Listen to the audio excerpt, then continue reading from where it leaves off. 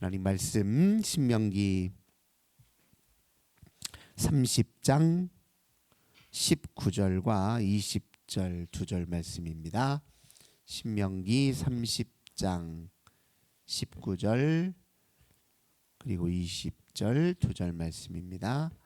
신명기 30장 19절과 20절 두 절 말씀 우리 한 목소리로 함께 봉독합니다. 내가 오늘 하늘과 땅을 불러 너희에게 증거를 삼노라. 내가 생명과 사망과 복과 저주를 네 앞에 두었은즉 너와 네 자손이 살기 위하여 생명을 택하고 네 하나님 여호와를 사랑하고 그의 말씀을 청종하며 또 그를 의지하라. 그는 내 생명이시요 내 장수시니 여호와께서 네 조상 아브라함과 이삭과 야곱에게 주리라고 맹세한 땅에 네가 거주하리라. 아멘. 오늘도 우리 주님과 함께 이 복된 날 시작하시는 우리 모든 성도님들 하나님께서 하늘의 크신 은혜와 평화 가득 부어주시길 주님의 이름으로 간절히 기원합니다. 오늘 본 말씀 통해서 생명을 택한다는 것, 이런 제목으로 함께 은혜 나누도록 하겠습니다. 모세가 이제 가나안 땅에 입성을 앞둔 출애굽 2세대에게 마지막으로 들려준 말씀의 핵심이 이제 오늘 본문의 말씀입니다. 그들과 언약을 갱신하며 또 하나님과 함께 더불어 살아야 할 그 가나안 땅에 대한 비전을 새롭게 심어주며 그들이 반드시 기억해야 될 것이 무엇인지 우리 모세가 강조하고 있습니다. 우리들 앞에 생명과 사망과 복과 저주가 있다는 거예요. 우리가 살려면 당연히 생명을 택하라 이렇게 이야기하며 생명을 택한다는 것이 무엇인지에 관해서 아주 분명하게 세 가지로 요약하고 있습니다. 하나님을 사랑하고 그 말씀을 청종하고 그를 의지하라. 이게 사는 길이다. 이것이 우리의 생명이다. 이렇게 이야기하고 있습니다. 생명은 곧 하나님에게서 온 것입니다. 우리가 생명이 무엇인가를 생각할 때 그 생명이 어디에서부터 왔는가를 잊으면 안 됩니다. 우리의 생명은 하나님에게서 왔습니다. 우리가 스스로 만든 것도 아니에요.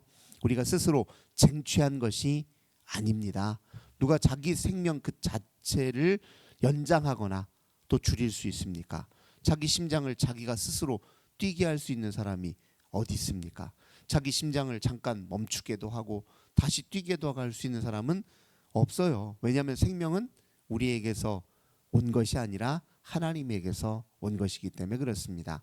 생명의 주인이 하나님이십니다.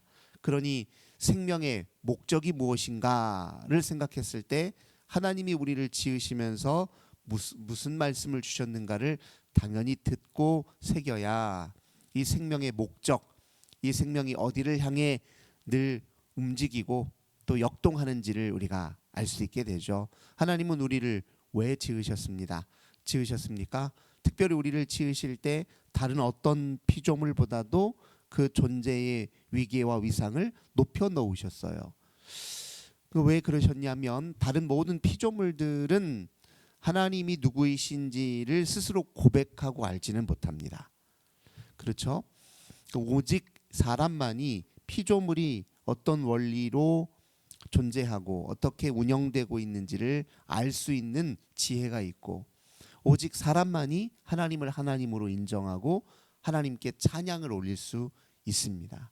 그게 이제 바로 하나님이 우리를 그렇게 지으신 것만 보더라도 우리의 목적이 어디 있는지가 분명해져요. 하나님이 우리에게 명하셨죠. 너희들 피조물을 돌봐라. 그래서 우리가 피조물을 인식하고 다른 피조물들의 존재 원리와 또 운영 방식과 그들 속에 있는 내재한 법칙을 인식할 수 있는 능력이 우리에게 있는 것입니다. 우리가 하나님을 알 수 있다, 하나님을 찬양하라 그런 뜻이에요. 오직 하나님이 우리 인생들에게 하시는 말씀에 귀를 기울여라 그런 뜻입니다. 하나님이 우리를 창조하신 목적을 알아야 우리 생명이 온전해집니다. 우리의 생명의 모든 궁극적 지향점이 하나님에게 있다라는 사실을 명심해야 우리 생명이 가장 온전하게 기능한다 라고 우리가 생각해야 됩니다. 예를 들면 물건 하나를 만들더라도 그 물건이 목적이 무엇이고 기능이 무엇이냐 우리가 따져보면 그 처음 그걸 설계하고 만든 사람의 의도가 그 물건에 담겨져 있잖아요.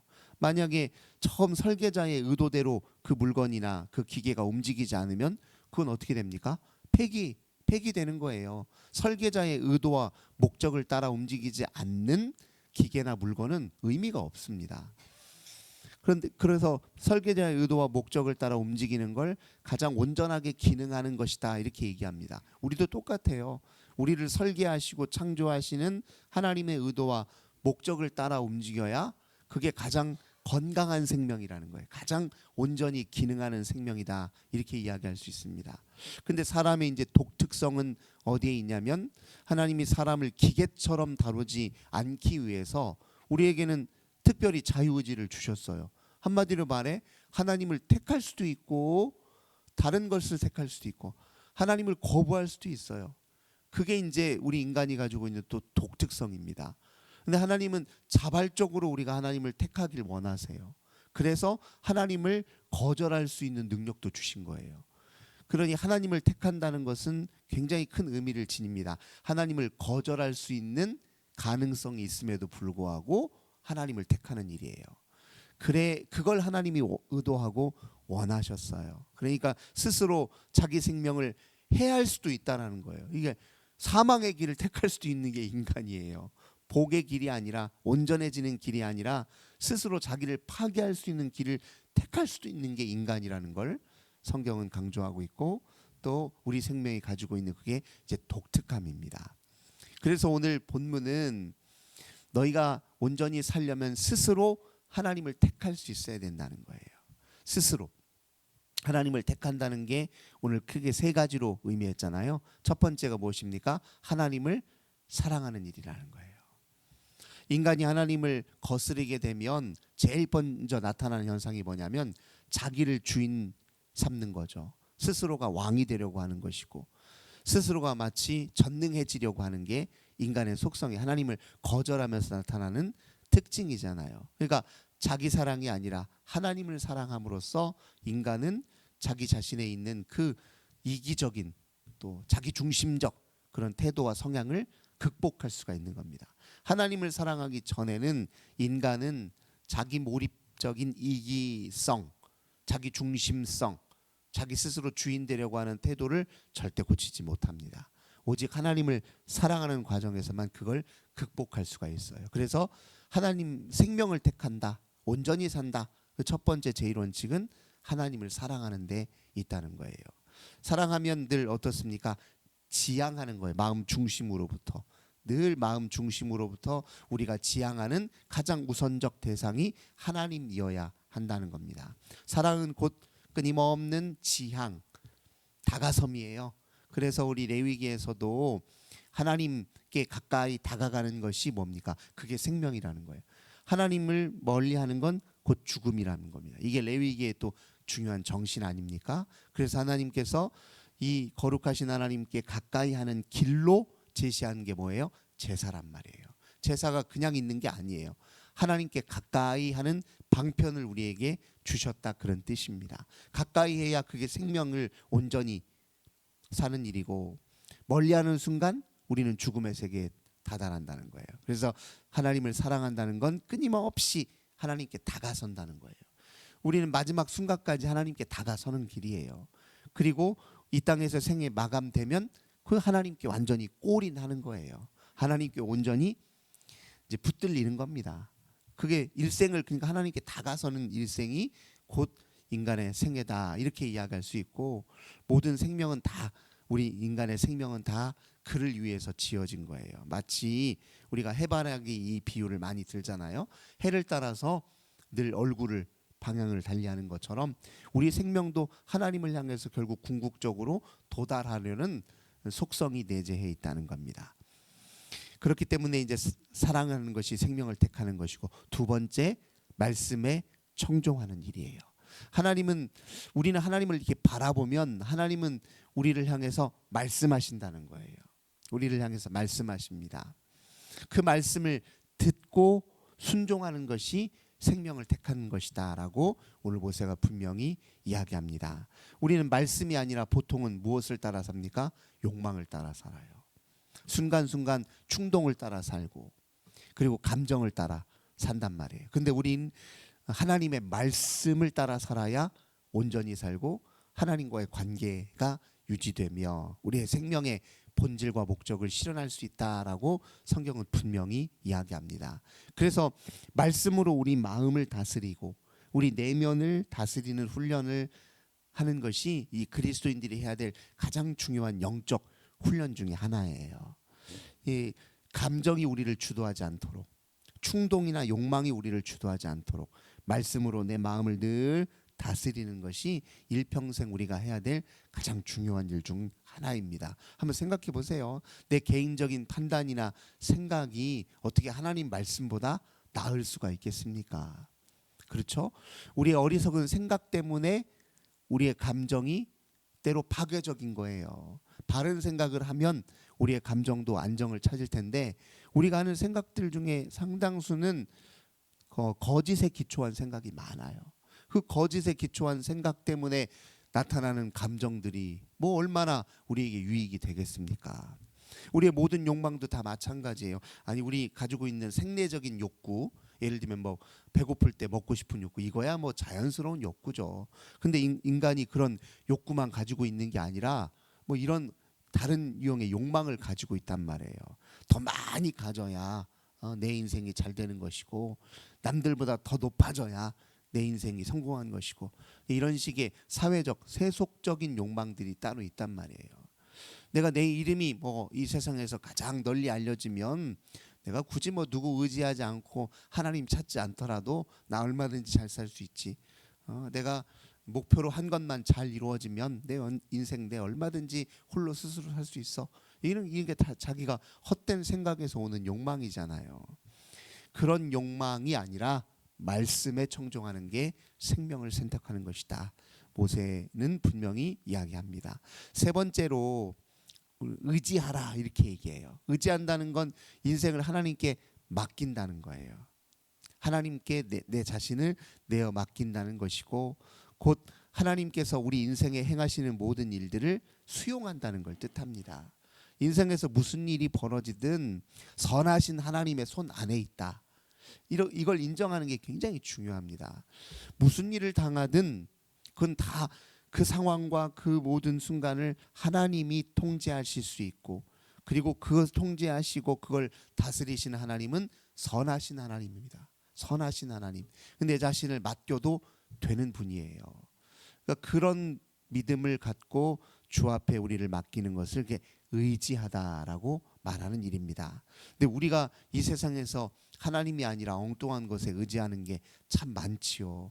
내가 내 인생의 안위를 위해서 내 인생의 풍요와 또 행복을 위해서 내 자신을 의지하는 것이 무엇인지를 잘 살펴보면 그게 곧 우리의 우상이에요. 우상. 우리의 우상들은 전부 다 우리가 의지하는 것들이에요. 그래서 다 괜찮은 것들이에요. 우상은 처음에 다 어떻게 보이냐면 다 내 인생에 유용하고 그리고 특별히 나쁜 게 없어요. 다 좋은 것이에요. 나한테 좋은 것이고 나한테 유익한 것이고 나한테 다 이익이 돼요. 그게 다 우상으로 바뀌어요. 그렇게 좋아서 또 나한테 유익이 되니까 자주 찾다 보니까 거기에 마음을 쏙 빼앗겨 버리고 그것 없으면 이제 내가 죽는 것처럼 여긴다. 그런 순간 이제 그게 우상이 되어 버린 거예요. 이거 없으면 내 인생 끝나. 이렇게 여겨지는 모든 게 다 우상이에요. 우상에게 나 자신을 맡길 것인지 하나님에게 나 자신을 맡길 것인지 분명하게 선택하라는 거예요. 우리는 하나님을 의지해야 온전히 살고 우리 생명이 제대로 기능할 수 있다라고 모세가 이렇게 얘기합니다. 요 세 가지가 곧 생명이래요. 이렇게 여호와를 사랑하고 말씀을 청종하고 그를 의지하면 그는 내 생명이시오. 즉 그렇게 할 때 하나님이 우리의 생명이 되어주시고 우리의 생명을 지키신다 그런 뜻이에요. 그리고 그것이 곧 내 장수다 이렇게 얘기해요. 이제 장수라는 말은 그냥 뭐 오래 산다 이런 의미라기보다는 여기서 말하는 장수라고 하는 건 주변 많은 사람들에게 유익이 되고 선한 영향력을 끼치는 그런 생명으로 세워진다 그런 뜻입니다. 그렇잖아요. 사람이 길게 살고 짧게 살게 한 게 중요한 게 아니라 얼마나 많은 사람들에게 아름답게 기억되느냐가 훨씬 중요하잖아요. 짧게 살았어도 주변 많은 사람들이 잊지 못하는 사람들이 있어요. 이 사람은 뭐 길고 짧은 게 문제가 아니라 참 내게 아름답게 기억된 소중한 존재, 자꾸 이렇게 마음속으로 떠올려 보며 흐뭇하게 미소 지으는 인생, 이런 게 이제 성경이 말하는 진짜 장수거든요. 그런 축복이 하나님에게서 주어지는 길은 너무 단순하고 명쾌하다는 거예요. 하나님 사랑하고 말씀에 청종하고 그분을 의지하라. 오늘도 우리의 하루의 삶이 하나님을 사랑하고 그 말씀에 청종하고 그분을 온전히 의지하시는 오늘 하루의 삶 되도록 함께 기도하시는 저 우리 모든 성도님들 되시길 주님의 이름으로 간절히 기원합니다. 좋으신 주님, 저희들은 주님의 임재 안에 머물러 살아야 온전히 살고 주를 가까이 해야 하나님 우리의 생명이 아름답게 꽃을 피우는 줄 굳게 믿습니다. 주님 사랑하고 주의 말씀에 청종하고 주를 의지하는 이 복된 걸음 쉬지 않고 부지런히 오늘도 걸을 수 있도록 저희들을 인도해 주옵소서. 우리를 유혹하는 아버지 세력이 많습니다. 주변에 우리 눈에 만족이 되고 우리 눈을 현혹하는 것들이 많습니다. 그러나 우리 중심이 늘 주님을 향해 깨어있고 주를 바라고 주를 더욱 하나님 사랑하며 의지하는 저희들 되도록 도와주소서. 주 예수님의 이름으로 간절히 기도드립니다. 아멘. 하늘에 계신 우리 아버지여, 이름이 거룩히 여김을 받으시오며 나라의 임하옵시며 뜻이 하늘에서 이룬 것 같이 땅에서도 이루어지이다. 오늘날 우리에게 일용할 양식을 주옵시고 우리가 우리에게 죄 지은 자를 사하여 준 것 같이 우리 죄를 사하여 주옵시고 우리를 시험에 들게 하지 마옵시고 다만 악에서 구하옵소서. 대개 나라와 권세와 영광이 아버지께 영원히 있사옵나이다. 아멘. 오늘도 우리 환우들을 위해서 가정과 교회와 나라와 또 인민족을 위해 함께 기도합시다. 아버지 감사합니다. 오늘도 저희들 능력 가운데 붙드시고